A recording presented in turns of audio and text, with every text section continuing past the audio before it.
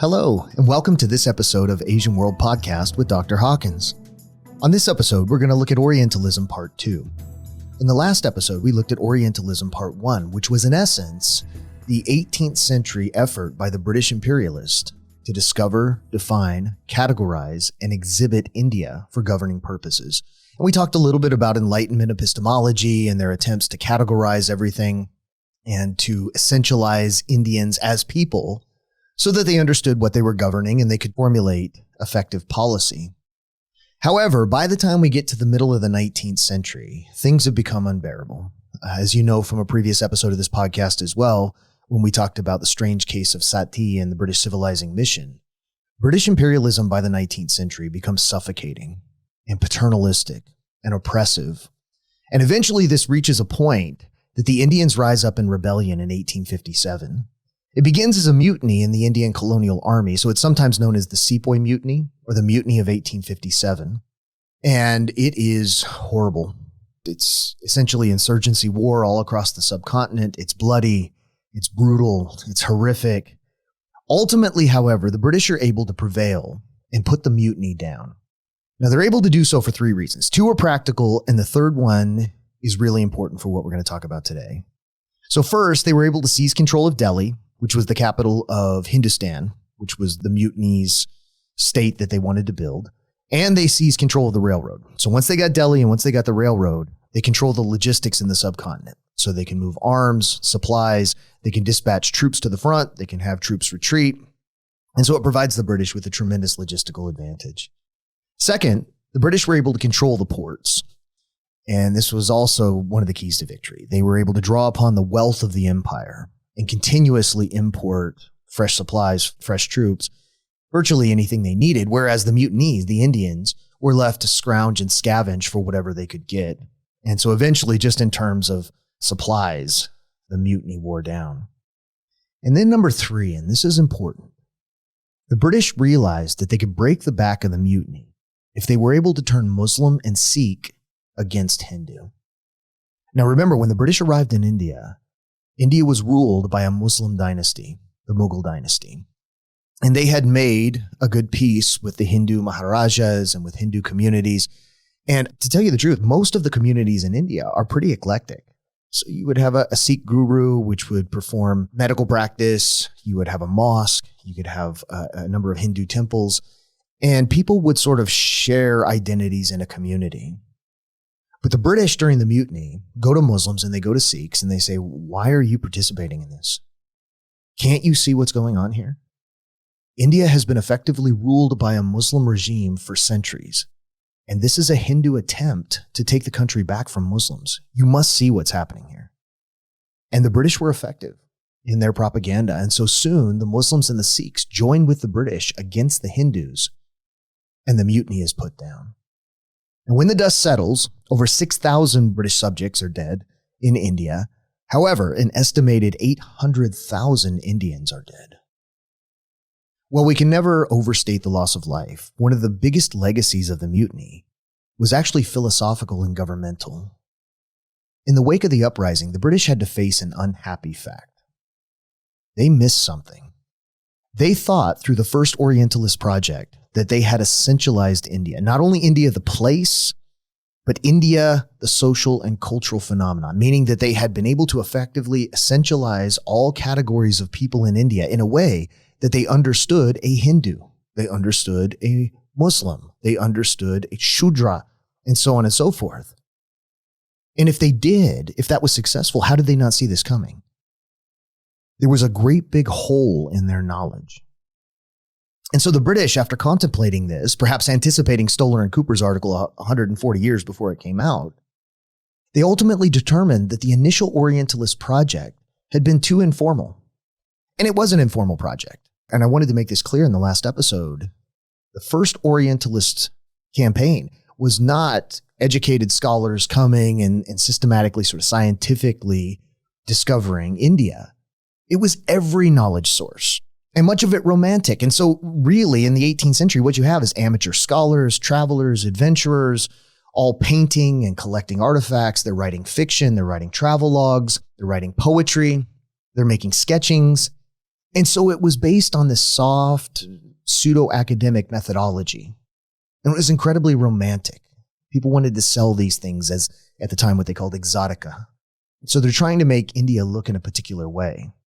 The British also had to come to the unhappy realization that perhaps they were deceived by the Indians themselves. That the British relied a great deal on indigenous sources to gather information about what was a Hindu, what was a Muslim. Even though they regarded them as sort of an object of study, there was a great deal of collaboration. And so by the time we get to the Mutiny of 1857, the British are realizing that the indigenous, the colonized, have the ability to disrupt, to complicate this project. And so they decide in the late 19th and early 20th centuries that there needs to be a rediscovery of India. But this time, it's not going to be romantic accounts of rajas and paintings of sunsets and sketchings of temples and works of fiction. It's going to be a cold, sterile, clinical discovery, utilizing all of the 19th century advances in science that are codified in universities, just as they are today. So you go to the biology department to study biology, you go to the geology department to study geology, chemistry, history, anthropology, so on. All of the ologies that characterize our discovery of the world are being brought to bear in 19th and 20th century India. Now, the British felt by bringing forth these incredibly clinical and sterile scientific methodologies and highly trained experts, they felt that the colonized could no longer corrupt the process or deceive them. And so their data would be correct. They wouldn't miss anything this time around. They would unravel and they would understand India. And so a new spirit of discovery infuses British imperialism. And the country, the subcontinent, is beset with experts and scholars, this time set out to rediscover every particle in India. And so they explore jungles and deserts, and they scale mountains, and they catalog animals and plants and rocks. And this new spirit of discovery was distinctly skeptical of and aloof from the colonized, meaning that the British are making every effort possible not to allow indigenous Indians to participate in the process. So whereas during Orientalism Part 1, they were rendered as objects of study, but objects that could be interacted with, objects that could be collaborated with. In this Orientalism Part 2, the Indians are, if at all possible, completely shut out of the process. They are rendered inanimate and mute. And so you'll see this interesting phenomenon when you see these experts spreading out and they go into the countryside or they go up into the mountains, and in their journals they'll write, today discovered a native village, discovered a native lake. Now, when I have my students read these entries or when I tell them about them, they scoff, rightly so. And they say, oh my gosh, the arrogance of these guys, right? I mean, come on. They go and they discover a native village. That sentence doesn't even make sense. How can you discover something that thousands of people already knew existed?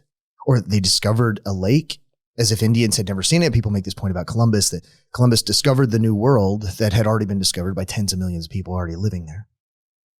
However, if we were to have that British explorer, that British expert sitting across the table from me right now, and I'd say, how can you claim this? Look, you discovered a native village. The sentence doesn't even make sense, right? Natives knew it was there. How do you discover a native lake? Natives knew it was there. He would respond like this. He would say, Mike, look, I'm not going to deny the fact that the Indian village or the Indians living on the lake knew that the lake was there. But let me tell you this. Why don't you walk down to that village, right? Walk down to the settlement on the lake. You find the smartest person or you find the group of smartest people in that village. And I want you to ask them the following questions. Ask them the depth of the lake, the circumference of the lake. Ask them about the water temperature and how it varies throughout the year. Have them tell you the elevation of that lake. Maybe get them to list for you the flora and fauna contained in the lake according to their scientific taxonomies. Ask them how that body of water compares with other bodies of water around the world. And most importantly, why don't you go down there and ask them to explain to you the productive or economic capabilities of the lake to improve their lives, to make money? No? You can't? Okay, so don't tell me that they discovered the lake in any sense. Knowing it is there is not discovering it in any fundamental sense. And so the British carry with them this sense of scientific expertise, which endows a new form of cultural and, in some cases, racial arrogance, which reaches new levels. Because it's not I have this subjective sense that this civilization is better or that this civilization is more advanced. Once we get to the 19th and 20th century, we're entering one of the most, I think, terrifying and disturbing periods in human history, because all of the notions of superiority and inferiority now are buttressed by experts, science, math. They're leveraging these new tools, all of these new ologies, to confirm notions about themselves as imperialist and to confirm notions about the colonized in terms of superiority and inferiority. And so the project is, of course, paternalistic and deeply imperialistic. However, when we think about the lake, and have a lot of my honors med school bound students tell me this, they say, Dr. Hawkins, I agree, but the lake does have an objective temperature, has an objective size, it has an objective depth.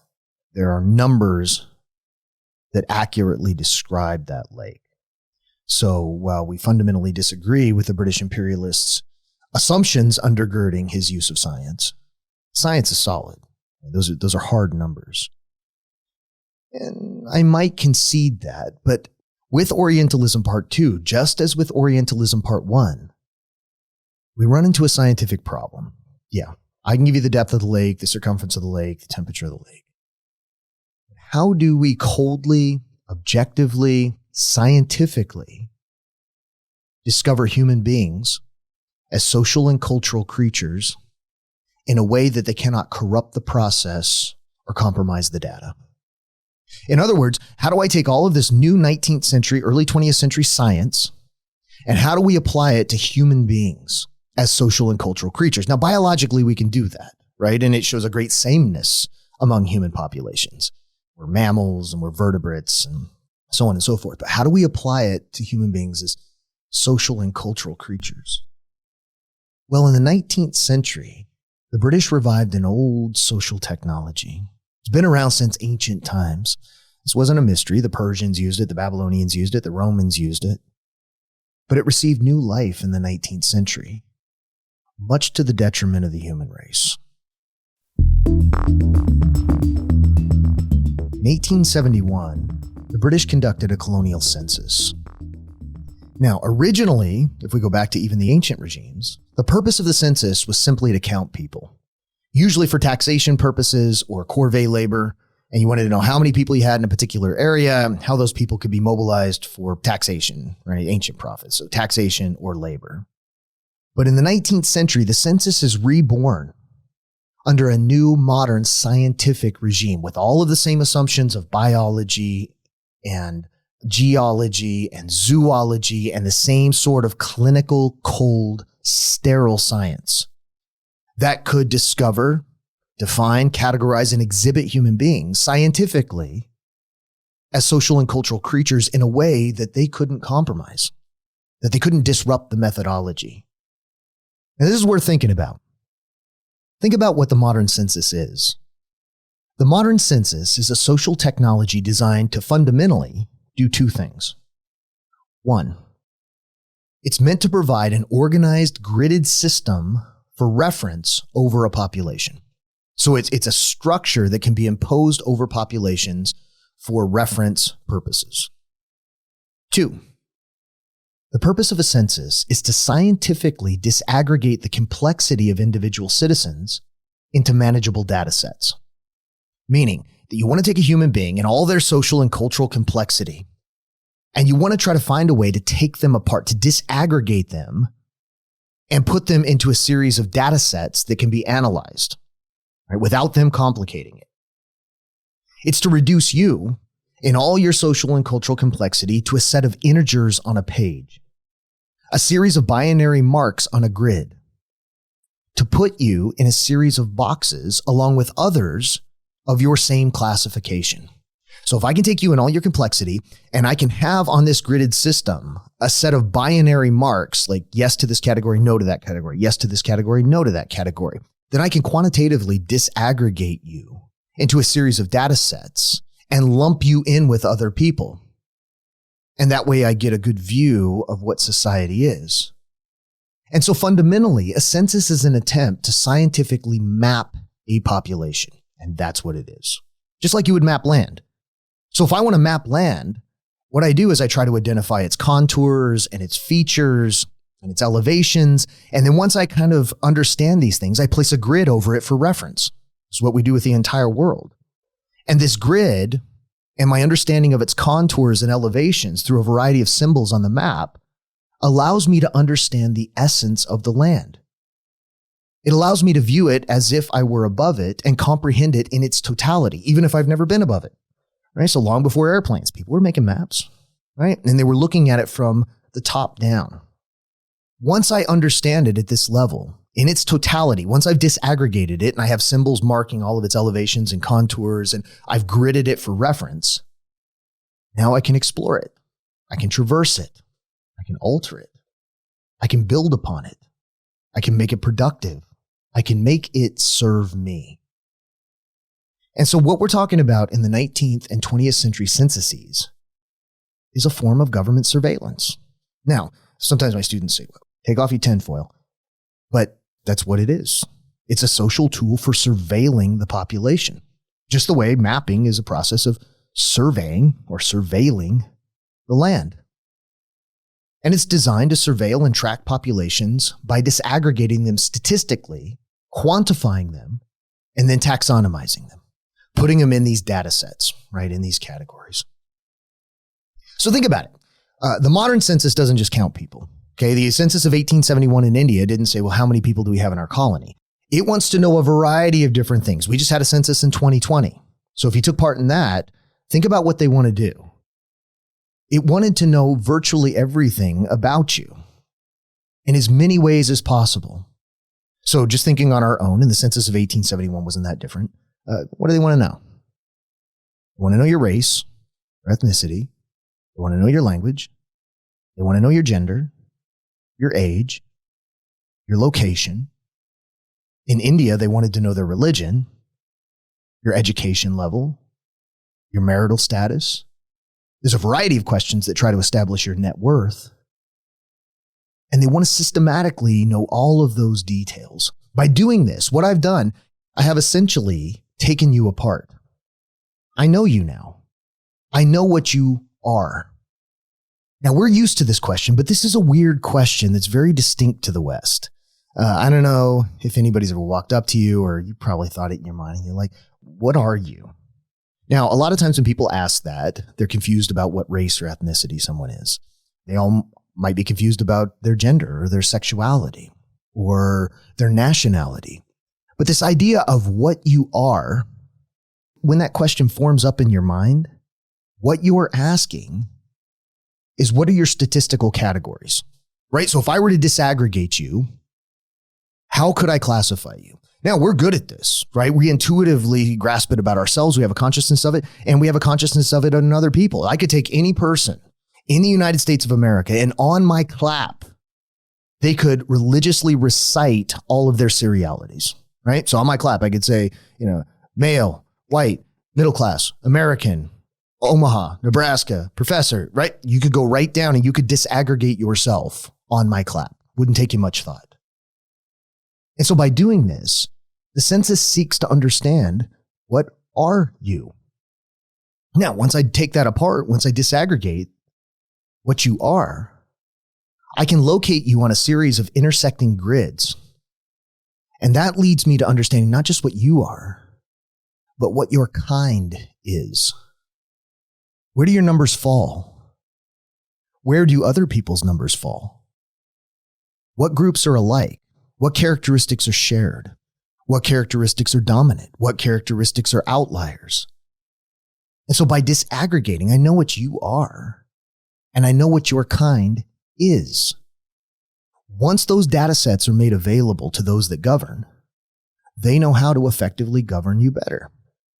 Now, again, I sometimes get students when I give this lecture, they're like, all right, I get it, but calm down, right? Just calm down, Dr. Hawkins. You're sounding a little suspicious here. I mean, the government has to formulate effective policy. They got to know what they're dealing with, and communities want to be represented. And I agree with that. But let me ask you this. In what I've described so far of the census, do you see any methodological problems, right? Because this is a scientific practice after all. be a little bit, self-reflexive in analyzing our own methodologies. And if you're a good scholar, you do that. Do you see any methodological problems here? Or is this completely legit science? Let me attack that question by first telling you what the census takers don't do.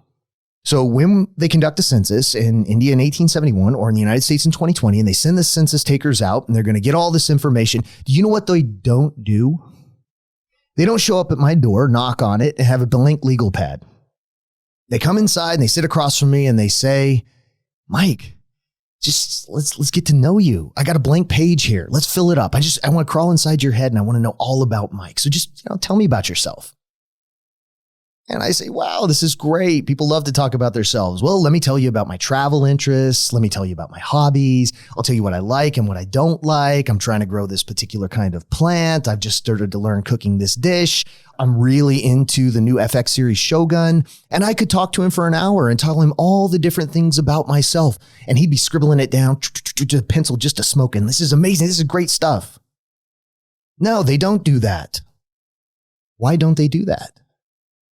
I mean, if they really want to understand who I am, why not let me tell them? Well, I get some students that say, oh, it'd take too much time. Not compared to the questions that they ask me anyway, right? We're not talking a huge time difference. If he says, look, you've got a half hour, you got 20 minutes, tell me who you are. I could list a lot of things. Why don't they want to know what series I like? Why don't they want to know I'm trying to grow this particular kind of basil plant? They don't want to know any of that. They don't want to know it because it's not useful to them. Why don't they find that stuff useful? Now we're getting somewhere. Methodologically speaking, the census has two fundamental methodological problems. Number one, the categories are preconceived. Now, what this means is exactly like my analogy from just 5 seconds ago. The categories that I'm disaggregated into, the statistical data sets, which are derived from my identity, are not conceived by me. I didn't come up with those. They're imposed upon me. And so naturally, a critical thinker would say, well, who came up with these categories? And why? And why must I fit them? What if my language or my ethnicity is not the most important thing in my life? What if my horse is? What if my garden is? What if a video game is? They don't want to know any of that. So the categories are preconceived. The second problem is that the categories are immutable. Now, what this means is they can't be negotiated. So when a census taker shows up in 1871 to a Hindu house or it shows up to a Muslim house, they can't say, that's an interesting category. I guess sometimes, or I want to be, or I used to be, or my daddy was, or no. You can't do it. No, it's immutable. This is a binary system. It's a 1 or it's a 0. It's an X or it's blank. When you're disaggregating, so you can't negotiate with these categories. You can't bend them or contort them or stretch them, or you either are or you aren't. And so these kinds of surveillance systems cannot, under any circumstances, accommodate hybridity. Hybridity is the sworn enemy of the modern census. Now, some of you may be really familiar with this. I mean, my gosh, if you're biracial, heaven help you, right? If you're biracial or multiracial, then you have encountered this problem probably on a daily basis. Now, look, I'll be honest, I carry a little baggage here. My kids are biracial and bicultural, right? So they're half Filipino and they're half white. And I'll never forget the moment that this really sunk in for me. My son, who is our oldest, he finally was going to get his driver's license. He's super excited. He's such a great kid. And so he studies hard. He passes the test. He aces the driver's test. And he goes in there and he's going to get all this done. And he fills out the form at the DMV for his license. And when he gets to the race part, he checks the box for Asia Pacific Islander and for Caucasian non-Hispanic or white non-Hispanic. He takes it up to the lady. And the lady, she's sweet. She was really sweet. And she looks it over and she's like, oh, honey, I'm sorry. You can't check both boxes. And my son looks at me and I look at him. He kind of shrugs and looks at the lady and he's like, okay, well, I'm kind of a 50-50 deal. Like I'm split right down the middle. So one box is as valid as the other. And the lady goes, yeah, I understand. We get a lot of that. But, maybe just pick one box, whichever one you feel. And again, I look at my son, and our family's so close and everything is, we understand each other. But you could see this moment, where he's thinking to himself, like, okay, so do I renounce my father's heritage and choose my mother's, or do I renounce my mother's heritage and choose my father's? Which is a ridiculous thing to ask a kid to do, even on a governmental form. But again, we're cool. We don't get too uptight. So I'm like, I don't know, bud, just, pick whatever you want.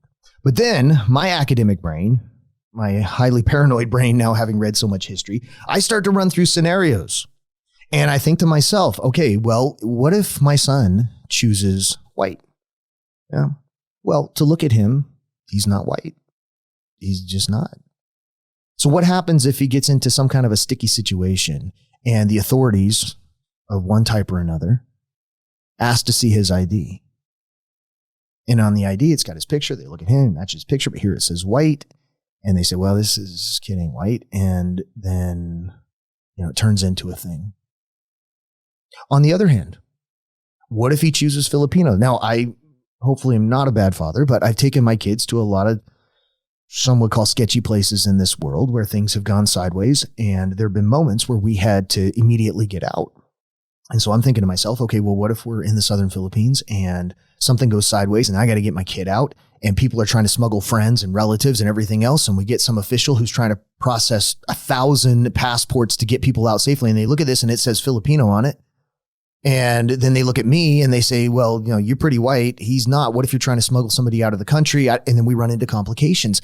And so what was running through my mind was a series of scenarios where our family's hybridity breaks down the system of surveillance to our detriment, to our peril, because we don't conform. And so one of the significant methodological problems of the census is the immutability of the category. You are or you are not. And if you are, that's a snapshot of you until the next census is conducted. So whatever you were in 2020, you still are today, statistically, according to the census. It's just how you're frozen in time for the next decade. And so to function effectively, the prevailing powers, the regime, must make every effort to scrub hybridity from its society. It needs these categories to fundamentalize, to present in a kind of purity, the way in my last lecture, if you listen to that, in the way that gold would adhere to the ideal standard of gold. And so when we think about this, consider this question. Is the census of 1871, or any modern census for that matter, an attempt to objectively and scientifically reveal a society for effective governance? Or is it a technology designed to artificially create a society that can be easily governed? The latter is certainly the truth. Now, this is a particularly effective tool of societal control, because when the state creates taxonomies and uses these categories as a form of identification and interaction with the state and among fellow citizens, suddenly it becomes very, very easy to play one category against another category. One box against another box. Once people are disaggregated, once I know what you are in all of the obnoxiousness of that question, right? I understand you at your numerical essence, at your statistical and data essence. Now the state can reward what it considers to be favored categories with patronage, with public works projects, with infrastructure, with government contracts, with bureaucratic positions, with education, with positions in the colonial state, with positions of power in the military, with access to state funds, and the list goes on. It can similarly punish undesirable categories by denying them the same. Now, this governing strategy produces two kind of unexpected results. So I get this question a lot from students, and it's a good question. When the British begin to impose these things on India, they begin to give out patronage and deny patronage, and they're controlling the society and digging deep. My students often ask, why don't they rise up? Why don't they rise up? Why are they allowing the British to define them and to turn them against each other, to divide and to conquer? Well, here's the problem. Once your statistically created identity becomes the primary means of interaction with fellow citizens and with the government, then it causes resentment among the categories. So, for example, the two unexpected results, number one, is governmental patronage of favored categories causes resentment among the categories rather than resentment among the government. Those out of favor hotly resent those receiving benefits, and those receiving benefits believe they deserve them and hotly resent those trying to take them away. And so the feeling among the categories is if there is a category that is on the outs, that the government is penalizing by denying benefits, they look at the category receiving benefits and say, that is so unfair. I hate those people. I hate them. They are such sellouts. We deserve that. They don't deserve that. Now, those categories that are being benefited then look at those that are without and say, they're always scheming on us. They're always trying to take our stuff away. We've earned this. This is our right. Why can't they just be happy where they're at? And so what you get is two categories fighting each other rather than fighting the regime. Now, the British learned a valuable lesson. I'm going to say it again from the Mutiny of 1857. If you turn Hindu against Muslim and Sikh, if you foster identities primarily based upon these sectarian identities, these sectarian practices, and have them hating each other by allowing benefits to one and denying them to the other, they will never rebel against you again. Benefit one, penalize the other. Now, the British are explicit in this. This wasn't some sort of implied, this is what we're actually doing. No, they said it out loud. After the Mutiny of 1857, Hindus fell from a favored position in the British Raj. They felt that the Hindus were primarily behind it, and so the Muslims had allied with the British Raj against the Hindus to put down the mutiny. And so after the mutiny, Muslims and Sikhs are now the patronized class. As a matter of fact, a governor general got up and famously said, I have two wives, one Hindu and one Muslim. I love the latter better. And so it was a message to all of India. Muslim and Sikh are now the favored classes. Hindus, you're now the penalized classes. And what results over the 19th and 20th century in India? A steady and tragic increase in sectarian violence that ultimately culminates with partition and over 1 million dead. This is a conscious effort by the imperialist regime.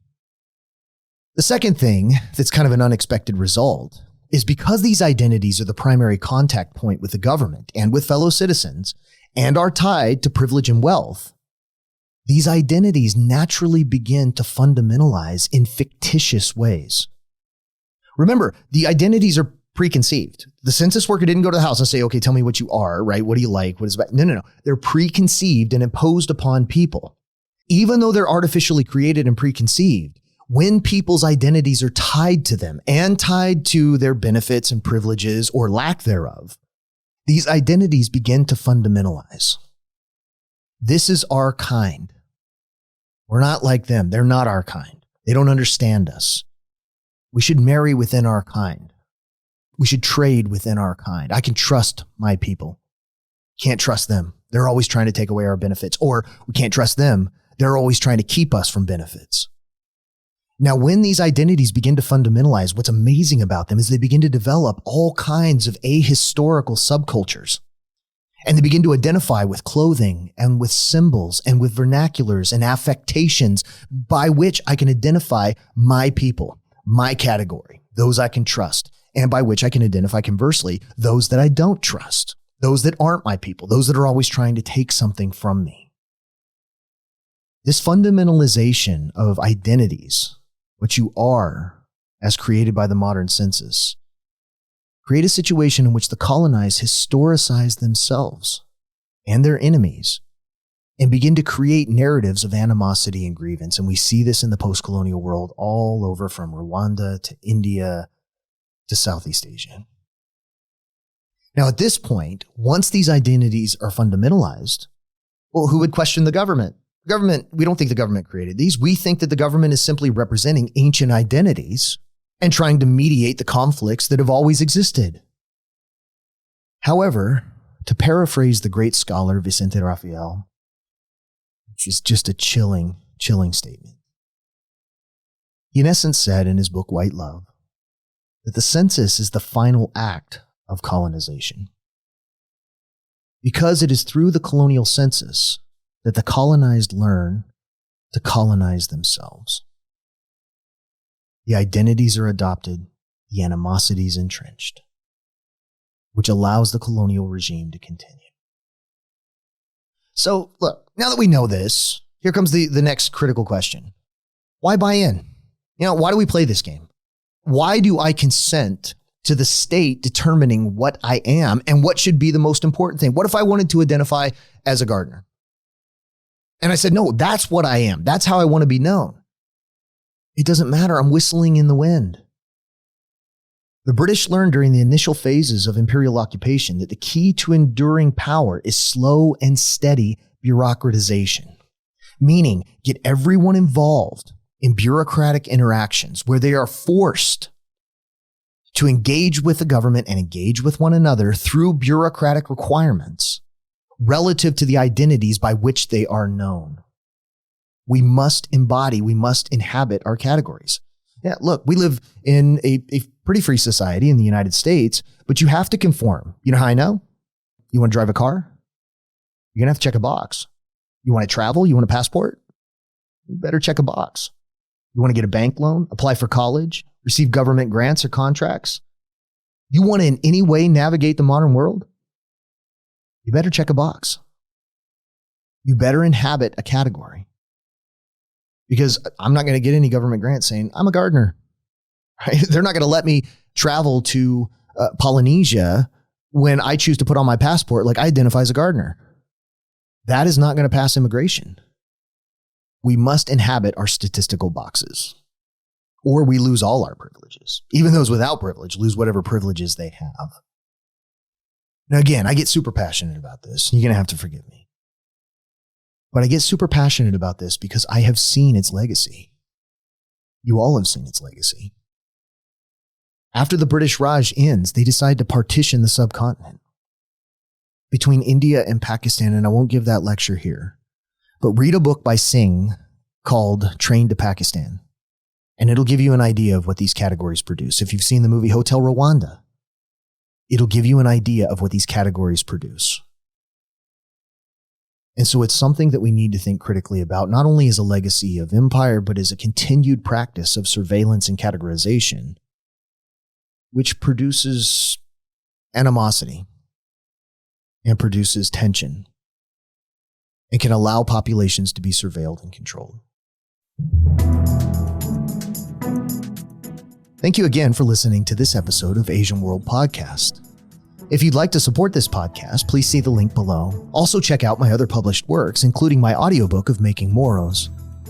Thank you. I'll see you next time.